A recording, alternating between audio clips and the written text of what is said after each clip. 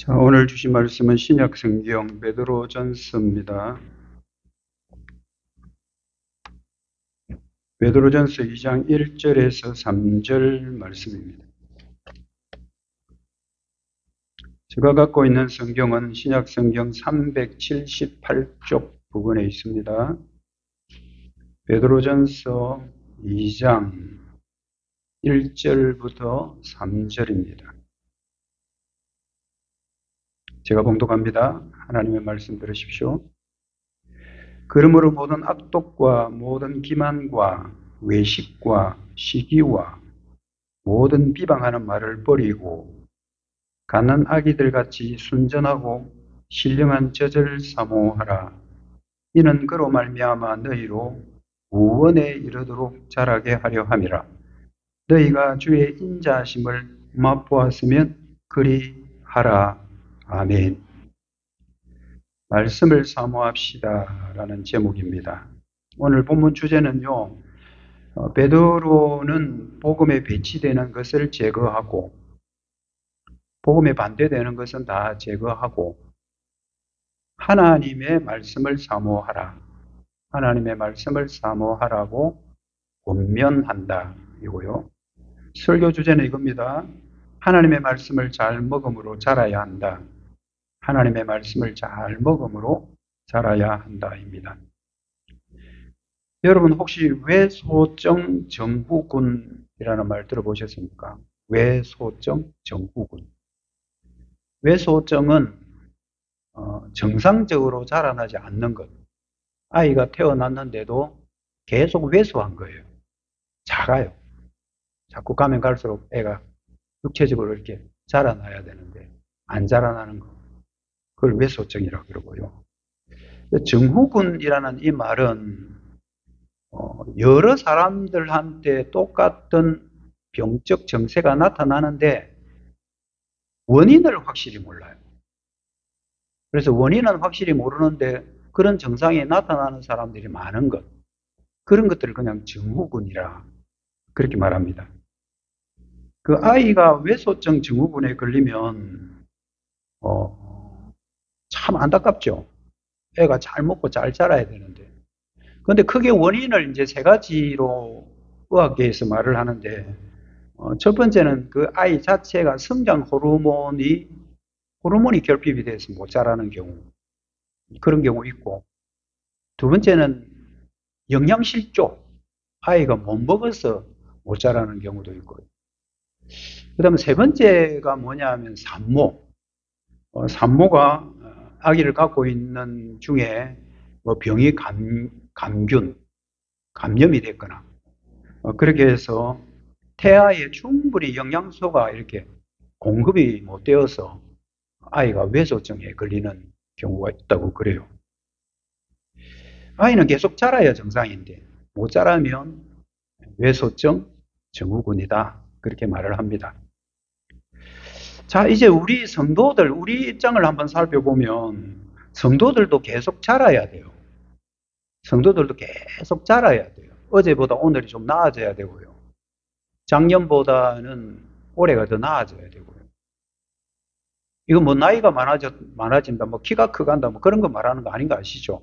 영적으로 성도는 교회를 다니는 횟수가 자꾸 늘어가면 성장을 해야 됩니다.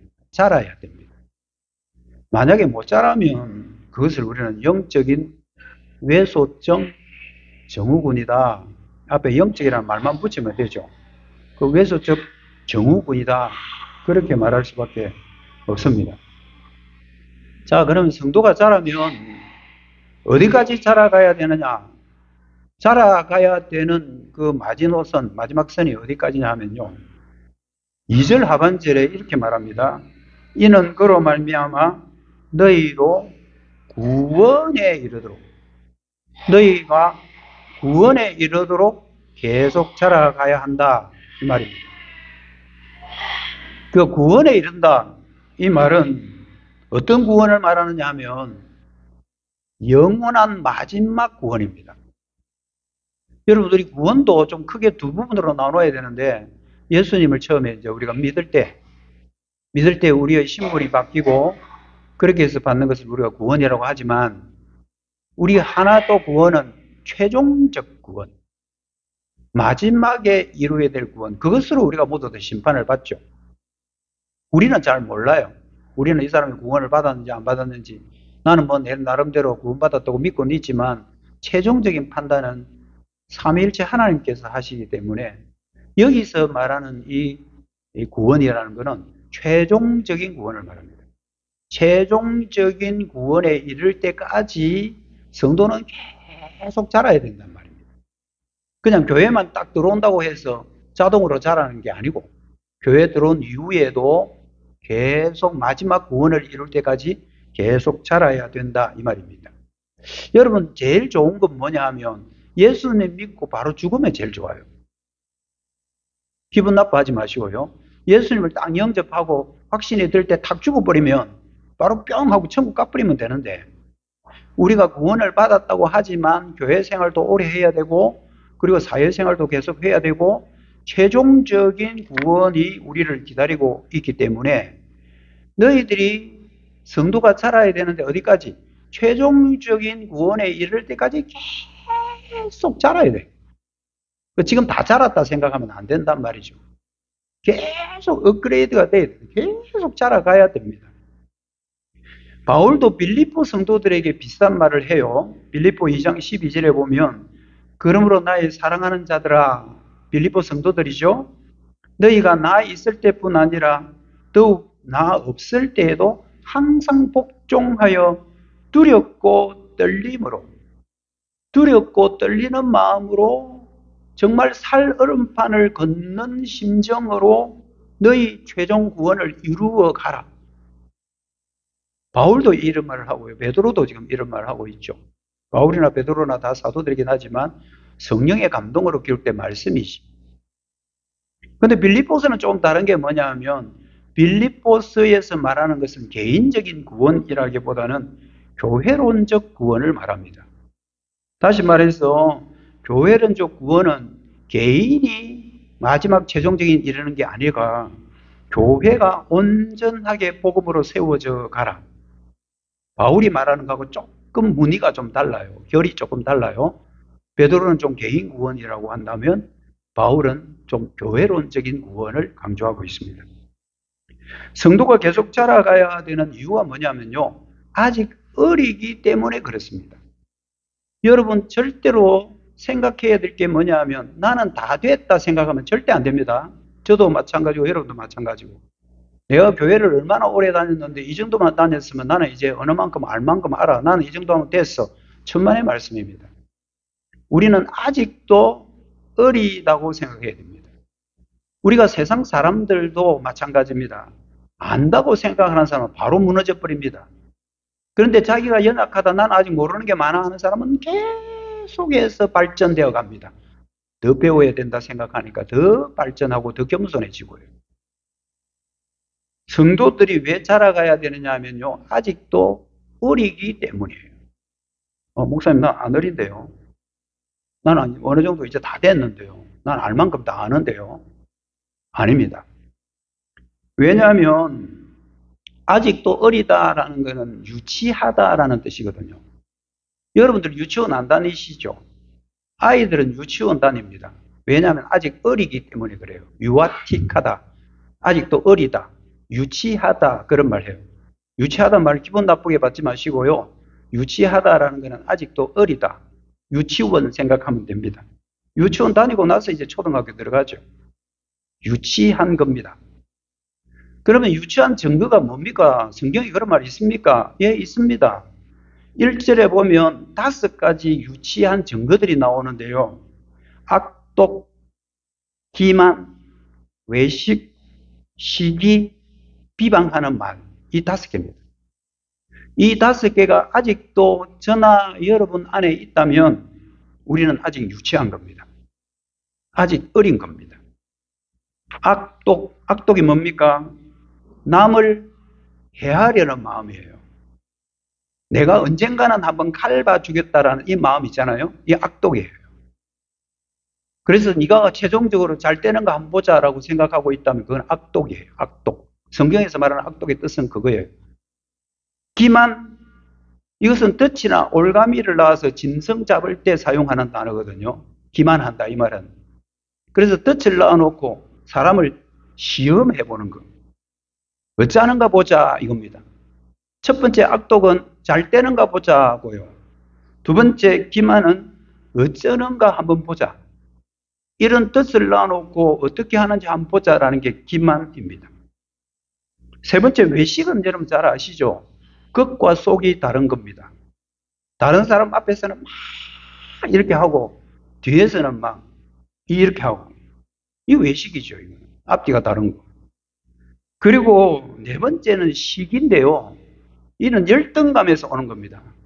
자기 열등감에서 오고 남들 잘 되는 거 못 보는 거. 이게 시기입니다. 남들 잘 되는 거 보면 박수 쳐주고 아이고 좋네 이렇게 해야 되는데 그렇게 안 하는 거. 그래서 막 시기가 막 마음속에 드는 이런 거. 그게 시기고요. 마지막이 비방하는 말입니다. 이거는 다른 사람, 직접 사람 앞에서는 비방 안 하죠. 그 사람 앞에서는 비방 안 하는데 뒷담화 하는 거. 뒤에서 욕하는 거. 뒤에서 그냥 막 앉았다만 하면 욕하고 부정적인 말하고 이게 비방하는 말이거든요. 우리가 유치하다라고 할 때 그 유치한 증거가 이 5개인데 악독, 기만, 외식, 시기, 비방하는 말. 이 5개. 이 5개가 아직도 저와 여러분 안에 있다면 우리는 아직 어립니다. 우리는 아직 유치한 사람들입니다. 그래서 더 자라가라고 말합니다. 성도는 더 자라가야 돼. 왜? 아직도 어리니까.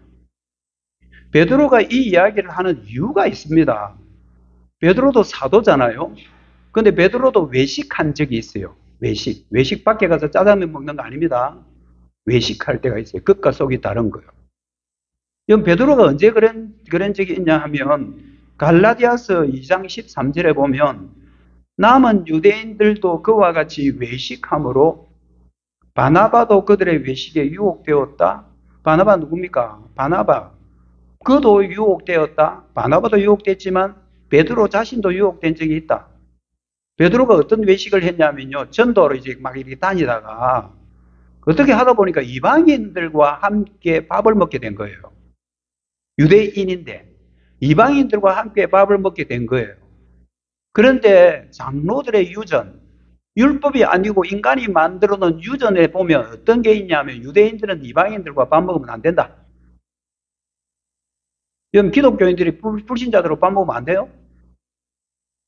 근데 그런 율법이 있었단 말이에요. 유대인들이면 이방인들과 밥 먹지 마라, 한 자리에 앉지 마라. 이런 규칙이 있었거든요. 근데 이제 베드로가 막 전도하다 보니까 전도 대상이 이방인들 아니에요? 전도하다 보니까 이방인들과 밥을 먹게 된 거라. 그래 밥을 딱 먹고 있는데 어떤 소문이 들려오느냐 하면 예루살렘 교회 지도자들이 떴다. 예루살렘 교회 지도자들이 그 지역에 왔다는 거예요. 율법주의자들입니다. 그 소리를 듣고 베드로가 그 자리를 피해버린 적이 있습니다. 그 율법주의자들 예루살렘 교회에서 온 지도자한테 들킬까 싶어가지고 도망가 버린 적이 있습니다. 그게 베드로가 한번 한 적이 있단 말이에요. 이것 때문에 다음에 바울로부터 책망을 받아요. 너 외식한 적이 있잖아. 이런 경험이 있는 베드로이기 때문에 자기도 아직도 어리다는 말이에요. 나도 외식한 적도 있고 바나바도 외식한 적이 있다. 근데 이 말은 뭡니까? 베드로 사도 정도 되면 여러분 외식 안 할 것 같잖아요. 시기도 안 할 것 같고요. 그런데 보면 전도하다가 보면 막 자기들끼리 바나바하고 바울하고 싸우기도 하고요. 그렇게 해서 서로 또 갈라지기도 하고요. 그런 거 보면 아무리 사도라고 하더라도 아직도 어리다라는 것을 지금 베드로가 말씀을 통해서 고백하는 거거든요. 베드로가 이 정도 되면 우리는 어떻겠습니까? 우리가 지금도 자신 있게 교만하게 내가 이 정도 됐으면 됐다라고 말할 수 있을까요? 아닙니다. 저도 그러고 여러분도 그러고 지금 계속 우리는 아직 연약합니다. 모자랍니다. 유아틱합니다. 유치합니다. 계속 우리는 자라가야 됩니다라는 그 마음이 우리 안에 있어야 합니다. 여러분 일단 성도가 이 영적 외소증에서 벗어나려고 하면 그 원인들 아까 말한 5개 악독, 기만, 외식, 시기, 모든 비방하는 거. 이 5개가 없어져야 이제 우리가 자라는 증거란 말입니다.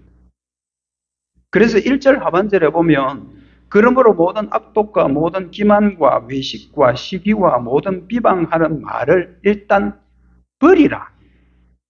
버리라. 이 뭐 버리고 싶다고 버려지는 건 아니죠. 와, 이제 나가라 이렇게 해야 된다고 나가지는 게 아니죠. 버리라는 이 말은 옷을 벗는다라는 뜻입니다. 여러분, 새 옷을 입기 위해서는 일단 더러운 옷을 벗어야 돼요. 이런 더러운 것들을 벗고 그 다음에 새 옷을 갈아입어야 됩니다. 그래서 여기 버리라라는 말은 더러운 옷을 벗으라 이 말입니다.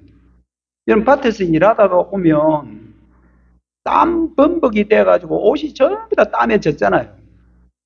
그런데 여러분들 그냥 그 옷 벗어버리고 그냥 옷 갈아입는 거 아니잖아요. 그 옷을 먼저 벗고 샤워를 하고 몸을 깨끗하게 한 후에 새 옷을 갈아입어야 몸도 마음도 개운해지는 거잖아요. 성도가 여러분 자라가기 위해서는 옛것 그 5개 이것을 벗어버려야 된다. 먼저 벗어버려야 된다. 여러분, 제가 옛날에 배를 탔는데요. 제가 통신장이었습니다. 이제 뭐 알만한 사람 다 알죠. 외국에 이제 미국 같은 데 가면 어떤 때는 이 화물이 앞에 배들이 막 대기하는 배가 많아가지고 그걸 갖다가 바다에 또는 강에, 제가 갔을 때는 강인데 그 강에 오랫동안 좀 정박을 해야 될 때가 있어요. 그럼 아무것도 할 게 없잖아요.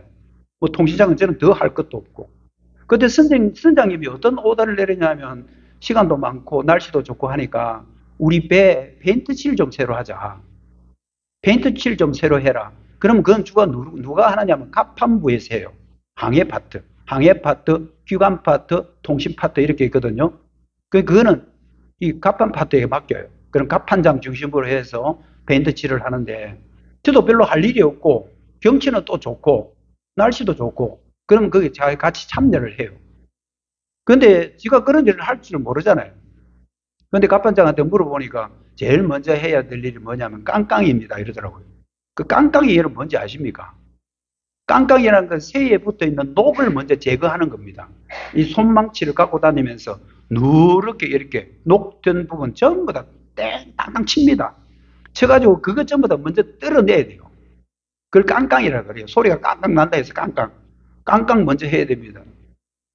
국장님 한번 해보실랍니까? 한번 해보죠. 뭐 이래가지고 저도 막 땀 흘려 깡깡을 했는데 깡깡 다 하고 나면 그 위에 뭘 바르냐면 삽이라는 게 있어요. 삽이 뭐 일본 말인지 무슨 말인지 모르지만 방청도료라고 그래요. 방청도료. 녹색. 그 위에다 방청도료를 딱 발라가지고 그게 완전히 마를 때까지 기다리고 그 위에다가 페인트 칠을 합니다. 그래야 페인트 칠이 안 벗겨져요. 여러분 집에서 아파트 같은 데 여러분 물 새고 그러는 거 있잖아요. 그럴 때 그 위에 페인트 칠을 바로 하면 바로 떨어져요. 다시 그것을 다 통통통통통통통 때려가지고 아파트 소리 나지만 어쩔 수 없지 뭐. 통통통 때려가지고 전부 다 떨궈내고 말렸다가 그 위에 페인트칠을 해야 페인트가 묻지. 그 녹 있는 대로 그대로 해가지고는 페인트 안 되거든요. 그러더라고요. 여러분 우리가 새 옷을 갈아입고 자라기 위해서는 이 유치한 녹 같은 것을 먼저 제거하고 나서 그리고 나서 새 옷을 갈아입어야 됩니다. 자, 그러면 성도가 입어야 할 것이 뭘까? 입어야 할 것 뭐 바로 여기서 우리가 악독 버리고 그다음 겸손 막 이런 거 나올 줄 아는데요. 베드로는 의외의 말을 해요. 뭐냐면 사모하라 이 말을 합니다. 사모해라. 옛날 것은 다 악독한 것 다 버리고 시기 그 다음에 외식 비방하는 말 이런 것들 다 벗어버리고 사모해라 그래요. 사모. 여러분 사모한다라는 말은 이런 말 아니십니까? 남편과 아내가 멀리 떨어져 있다가 남편 미국 가 있고 한국에 있고 내 당신 그리워 사모해 보고 싶다 이 말이죠. 사모하다라는 것은 인격적 관계입니다. 성경에서 사모한다라는 말 나오면요 그거는 인격적 관계예요. 육체적인 이런 게 아니고 인격적 관계예요. 대표적인 사람이 다윗인데요. 다윗은 성전을 사모했습니다. 역대상 29장 상절에 보면 성전을 위하여 준비한 이 모든 것 외에도 내 마음이 하나님의 성전을 사모한다. 다윗만큼 성전을 사모한 사람이 없습니다. 다윗만큼 성전을 사모한 사람이 없는데 다윗이 사모한 게 성전 건물을 말하는 게 아니에요. 성전 거기에는 하나님이 임재하는 장소고 거기는 예배의 장소이기 때문에 다윗은 예배를 매우 사모한 사람입니다. 성전을 사모했다는 것은 예배를 사모했다는 말입니다. 하나님과의 관계를 사모했다. 하나님과의 인격적 관계를 항상 그리워하고 그것이 채워지기를 소망한 사람 다윗입니다. 사도 바울도 이 사모하라는 말을 사용하거든요. 고린도후서 9장 14절에 보면 그들이 너희를 위하여 간구하며 하나님이 너희에게 주신 지극한 은혜로 말미암아 너희를 사모하느니라. 이것은 고린도 교회를 향한 바울의 마음이에요. 바울이 세운 교회잖아요. 그게 성도들에게 항상 사모하는 마음이 있다. 너희들이 복음 안에 사는 건 나 참 보고 싶다, 그립다. 역시 인격적 관계입니다. 이런 단어를 베드로가 지금 사용하고 있는 거예요. 너희들이 옛옷을 다 벗어버려야 되는데 새 옷을 입어라 이 말을 하기 전에 사모하라는 마음. 더욱더 관계를 깊이 해라. 무엇과 관계를 깊이 해라? 2절에 구체적으로 말합니다. 갓난아이같이 순전하고 신령한 젖을 사모해라. 아이가 엄마 젖을 사모하듯이 아이가 젖을 사모하듯이 너희들도 젖을 사모해라. 뭘 사모해라? 젖을 사모해라. 여러분 아이가 배가 고프면 엄마가 그립도 그립지만 엄마 젖 때문에 엄마를 찾는 거잖아요. 갓난아이가 배가 고프면 엄마 젖을 찾습니다. 그런데 엄마가 가까이 없게 되면 어린 아이는 엄마를 엄청 그리워하겠죠. 젖 때문에. 제가 어릴 때 저희 어머니는 학교 선생님이 있어요. 수남초등학교. 지금 삼천포 초등학교잖아요. 그때 제가 어릴 때 그때 갓 태어났을 때 어머니는 선생님이셨거든요. 그리고 우리 외할머니가 저를 봤습니다. 그런데 이제 배가 고프면 제가 그랬대요. 엄마 옷을 붙들고 막 끌어안고 막 울고 그랬대요. 엄마 옷을. 왜 그랬을까요? 엄마의 그 최치가 그 옷에 남아있잖아요. 그러면 이제 할머니가 점심시간쯤 되면 저를 업고 저기 삼천포 초등학교 학교로 가는 거예요. 그 점심시간에 무슨 실이라 그런가 간호사들이 있고 애들 다칠 때 하는데 거기 가가지고 젖 먹이는 거예요. 간호실. 그 젖 먹고 다시 돌아오고 그랬다고 그럽니다. 아이는 배가 고프면 엄마 젖 찾기 마련이고요. 그 젖을 사모하기 마련입니다. 그런 것처럼 성도들이 자라나려고 하면 아이가 젖을 찾듯이 그 젖을 찾고 사모해야 되는데 여러분 여기서 이 젖이 뭘까요? 바로 하나님의 말씀입니다. 복음입니다. 베드로전서 1장 23절을 보면 너희가 거듭난 것은 썩어질 씨로 된 것이 아니요 썩지 아니할 씨로 된 것이다. 썩을 것들은 사라지는 것이지만 썩지 않을 것을 사모해라. 살아있고 항상 있는 하나님의 말씀이다. 하나님의 말씀이 젖입니다. 성도들에게는. 젖을 먹어야 아이가 자라나듯이 성도는 하나님의 말씀을 먹어야 자라납니다. 하나님의 말씀은 다른 말로 뭐라 그럴까요? 베드로전서 1장 25절입니다. 오직 주의 말씀은 세세토록 있도다 하였으니 너희에게 전한 복음 곧 말씀이라. 복음 이꼴 말씀이에요. 성도들은 복음을 계속 들어야 자라납니다. 하나님의 말씀이 들려야 믿음이 자라납니다. 믿음은 말씀을 들으면서 난다고 그러잖아요. 예수님의 말씀을 들으면서 믿음이 자라납니다. 그것처럼 성도가 자라나려고 하면 어린아이가 젖 찾듯이 성도는 하나님의 말씀을 계속 그리워하고 하나님의 말씀을 사모해야 합니다. 그 말씀은 바로 복음입니다. 저와 여러분이 교회 다니고 있지만 저와 여러분 안에 복음 없으면 아무 소용 없습니다. 다시 한번 말씀드립니다. 여러분 교회를 다니고 있지만 여러분 안에 복음이 있어야만 구원받은 거고요. 복음이 있어야만 지금 죽어도 천국 가는 겁니다. 그 복음을 사모하라는 겁니다. 하나님의 말씀을 사모해라. 저들 찾듯이 말씀을 찾으라고 베드로는 아주 강력하게 강조하고 있습니다. 그런데 저지라도요, 아무 저지라고 저지 아닌 거예요. 하나님의 말씀이라고 해서 전부 다 그게 다 신령한 젖은 아닌 거예요. 그래서 여러분 2절 다시 보면 순전하고 신령한 젖을 사모하라는 거예요. 순전한 말씀 사모하고 신령한 말씀을 사모하라는 겁니다. 순전하다라는 이 단어는 앞에 나왔던 기만 있잖아요. 덫을 낳아가지고 자른 거 보자 하는 거. 그게 기만이라 그랬잖아요. 그 기만이라는 단어에 앞에 부정 접두어가 딱 붙어 있습니다. 그러면 이 말은 뭐냐 하면요. 순전하다는 말은 기만하지 않는다라는 겁니다. 여러분 사람을 기만한다라는 것은 어떻게 하는지 한번 보자 하고 뭘 놔놓고 뜻을 놔놓고 저 사람이 이때 어떻게 하는지 한번 보자 시험하는 거잖아요. 그거는 굉장히 불순한 의도입니다. 그런데 여기 나와 있는 순전하다는 것은 불순한 의도가 전혀 없는 거예요. 그래서 기만하지 않다라는 뜻이 순전하다는 말입니다. 이 불순물이 없는 거예요. 부정한 마음도 없고 불순한 의도도 없고. 그래서 저지라도 순전한 저지라는 것은요. 다른 것들이 가미가 안 된 복음입니다. 순수한 복음을 말합니다. 너희들은 복음이라도 순수한 복음을 사모해라. 다른 것들이 들어가 있지 않는 말씀을 사모해라. 여러분 순수한 복음의 핵심이 뭐겠습니까? 예수님입니다. 예수님이 들어가지 않는 것은 복음 아닙니다. 다시 한번 말할게요.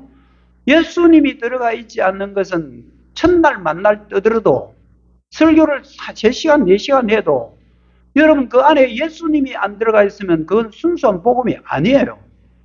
죄송하지만 요즘 인터넷에 많은 설교가 막 송수처럼 쏟아지는데요. 그 설교 가끔씩 들어보면 3, 40분 설교하는데 예수님 예자도 안 나옵니다.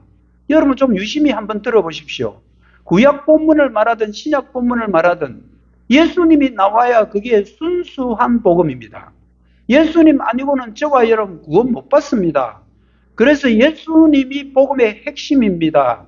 예수님이 들어가야 그게 순수한 복음입니다. 이런 복음을 사모하라는 거고요. 두 번째는 신령한 젖이라고 했잖아요. 신령하다라는 것은 적합하다라는 뜻입니다. 순수한 것은 정말 나쁜 의도가 없는 불순물이 없는 것을 말하고 신령하다라는 것은 적합하다는 뜻입니다. 갓난 아이에게 아직도 어린 사람에게 아주 적합한 말씀이 신령한 젖입니다. 죄인들이 들어야 될 게 뭘까요? 죄인들이 들어야 될 게 바로 이 신령한 젖입니다. 죄인들이 들어야 될 것이 죄인들이 꼭 들어야 합당한 복음, 이게 바로 신령하다는 뜻입니다. 저와 여러분은 온전하고 신령한 젖을 사모해야 됩니다. 불순물 없는 복음을 사모하십시오. 그리고 여러분들이 먹기에 합당한 말씀을 사모하셔야 됩니다. 이렇게 해야만 우리는 최종적인 구원에 계속 이룰 수 있는 것입니다. 여러분 신령한 젖을 사모하는 사람은 어떤 사람이냐 하면 3절 한번 보십시오. 너희가 주의 인자하심을 맛보았다면, 주의 인자하심은 언약적 사랑이에요. 너희들이 정말 언약 백성으로 하나님의 언약의 사랑을 너희가 맛본 사람이라면 당연히 너희들은 순전한 젖과 신령한 젖을 사모해야 된다는 겁니다. 우리가 정말 구원을 받은 하나님의 백성이고 우리의 신분이 이제 세상과 다른 성도의 신분을 갖고 있다면 저 최종적인 구원에 이르기까지 우리는 끊임없이 순전한 복음 그리고 신령한 복음을 계속 사모할 수밖에 없다는 말 하고 있습니다. 저와 여러분은 서 있다고 생각하지 마십시오. 저도 목사고 신학 공부를 몇십 년도 했지만 저는 항상 제가 어떤 마음을 갖고 있냐면 아직도 부족하다. 아직도 부족하다. 여러분 이 마음은 누구든지 있어야 됩니다. 나는 다 됐다 생각하지 마시고요. 나도 언제든지 넘어질 가능성은 있다라고 생각하셔야 우리가 계속 성장할 수 있습니다. 고린도전서 10장 12절에 보면 그런즉 선줄로 생각하는 자는 넘어질까 조심해라. 교회 좀 다니고 조금 교회에 대해서 안다고 해서 안 넘어지는 거 아닙니다. 여러분 아무리 직분을 받아도요. 집사든 장로든 목사들도 심지어 이단에 넘어갈 수 있습니다. 선줄로 생각하면 안 됩니다. 넘어질까 조심해야 겸손한 마음으로 우리는 끊임없이 신령한 젖을 사모하고 순전한 젖을 사모하고 그렇게 해야 우리가 자라나는 것입니다. 바울은 성도들이 마지막 시대에 영적 싸움 많이 해야 된다고 가르칩니다. 여러분 가면 갈수록 세상은 더 악해집니다. 여러분 좋을 거라고 여러분 생각하지 마십시오. 왜냐하면 성경적으로 주님이 가까이 오는 재림 때가 되면 될수록 세상은 더 악해집니다. 그리고 확실하게 구분이 됩니다. 진짜와 가짜는 확실하게 이제 드러나게 됩니다. 옛날에는 저 사람이 진짜인지 가짜인지 몰랐는데 이제 주님이 가까우는 재림의 때가 되면 정말 진짜와 가짜가 선명하게 드러나게 될 겁니다. 갈수록 마지막 시대에 너희들이 영적 싸움을 계속해야 되는데 그러기 위해서는 꼭 무장해야 될 게 있다 하면서 바울은 에베소 교회에 하나님의 전신갑주를 이야기합니다. 여러분 6가지 전신갑주로 무장해라는 거예요. 구원의 투구수고의 흉배, 진리의 허리띠, 칼, 밑에 신발, 복음의 신발. 근데 여러분들 제일 중심에 있는 게 뭐냐면요. 진리의 허리띠입니다. 여러분 허리띠가 우리 몸의 중심이에요. 여러분 허리 다치면 힘을 못 써요, 사람이. 허리 다치면 여러분 무릎 아파요. 무릎 아프면 발도 아파요. 허리 다치면, 허리 안 좋으면 온 몸이 아픕니다. 왜? 허리는 우리 몸의 중심이거든요. 그래서 여러분들 운동하는 사람들도 항상 이 허리를 단단하게 해줍니다. 그러기 위해서는 허리 바로 밑에 있는 허벅지 근육을 엄청 키워야 그 사람이 건강하게 걷고 건강하게 뛸 수 있는 거예요. 허리는 우리 몸의 중심입니다. 그런데 허리에 무슨 띠? 진리의 허리띠입니다. 진리의 허리띠를 허리에 꽉 차라. 그래야 온 몸에 힘이 나간다. 허리 부실하면 힘이 안 갑니다. 그래서 진리의 허리띠, 진리가 뭡니까? 하나님의 말씀이에요. 복음이에요. 너희들은 영적으로 이 세상 마지막 시대에 악해지는데 영적 싸움 너 해야 된다. 근데 다른 것도 무장해야 되지만 진리의 허리띠, 몸 가운데 있는 허리에 진리를 꽉 끌어매라. 진리의 허리띠, 복음을 무장해라는 겁니다. 여러분, 순전한 젖, 신령한 젖을 사모해야 됩니다. 오늘날 여러분들이 설교를 들어보면 한 3분의 1은 웃긴 이야기 합니다. 재미있는 이야기 해줍니다. 세상에 돌아가는 정치 이야기 해주고요. 세상의 이야기들 많이 들려줍니다. 그러면 아주 재밌습니다. 시간 잘 갑니다. 그러면서 나오면서 목사님 은혜 받았다고 합니다. 그러나 죄송하지만 그거는 순전한 복음이 아닙니다. 신령한 젖도 아닙니다. 여러분들 설교 듣고 나면 남는 건 뭐가 남는지 알아요? 웃긴 이야기만 남습니다. 그게 제일 오래 남아있어요. 그리고 친구한테 이야기합니다. 야, 오늘 우리 교회 갔더니 우리 목사님이 진짜 재밌는 이야기 해주더라. 니 한번 들어볼래? 하고 재밌는 이야기 전해줍니다. 그거 복음 아니죠? 너 목사님 그리 재밌나? 나도 한번 가볼게. 재밌는 이야기 첫날 만날 들어봐야 아무 소용없습니다. 정치 이야기 들어봐야 아무 소용없고요. 정치 그런 것들은 여러분들이 세상 살아가면서 여러분들이 터득하면 돼요. 그리고 다른 사람 이야기 간정, 그 사람한테 하나님이 베푼 그 사람만의 은혜예요. 그 사람의 은혜가 전부 다 일률적으로 똑같을 수는 없습니다. 여러분 순전한 젖을 사모하시고 신령한 젖을 사모해야 됩니다. 그것이 제일 잘 나타나는 데가 예배입니다. 예배의 중심에는 말씀이 있고요. 말씀에는 순수한 복음이 있다고 그러면 그 예배에서 제일 말씀을 들을 기회입니다. 여러분 지금 듣고 있는 게 설교잖아요. 이거는 지금 여러분들이 귀로 듣는 거예요. 좀 이따가 성찬식 할 겁니다. 성찬식은 눈으로 보는 말씀입니다. 다시 한번 정리하겠습니다. 설교는 귀로 듣는 말씀이고요. 성찬은 눈으로 보는 말씀입니다. 성찬은 말씀대로 그대로 하는 겁니다. 그래서 여러분, 순전한 저들을 사모하시고 신령한 저들을 사모하기 위해서는 예배 자리에 잘 나오셔야 됩니다. 나는 개인적으로 TV 보고 집에서 신앙생활 잘 하는데요. 목사님보다 훨씬 설교 잘하는 사람 설교 듣는데요. 그럼 그게 맞는 걸까요? 이 예배 가운데는 성령님이 살아 움직이는 곳입니다. 성령님이 살아 움직이면서 여러분들의 마음에 파고들고요. 헤비고 다니면서 여러분들의 연약한 부분들을 치료하기도 하고요. 귀를 열어서 말씀 듣게 하고요.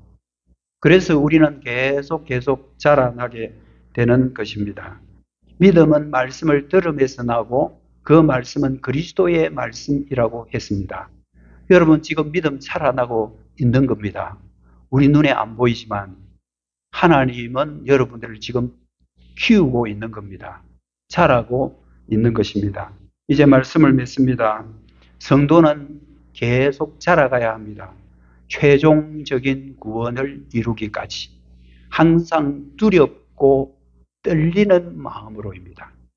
두렵고 떨리는 마음으로, 겸손한 마음으로 하나님 나 좀 더 키워주십시오. 나는 아직 잘 몰라요. 하나님 더 키워주십시오. 은혜가 필요해요. 이런 마음을 가지고 있는 사람이 정말 공감 능력도 생기게 됩니다.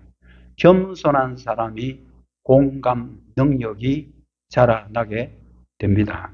여러분 항상 순전한 복음, 신령한 복음을 늘 사모하셔서 자꾸 자라나서 저 최종적인 구원에 이르기까지 계속 성장하는 여러분 개인도 되시고 우리 교회가 되기를 주님의 이름으로 축복합니다.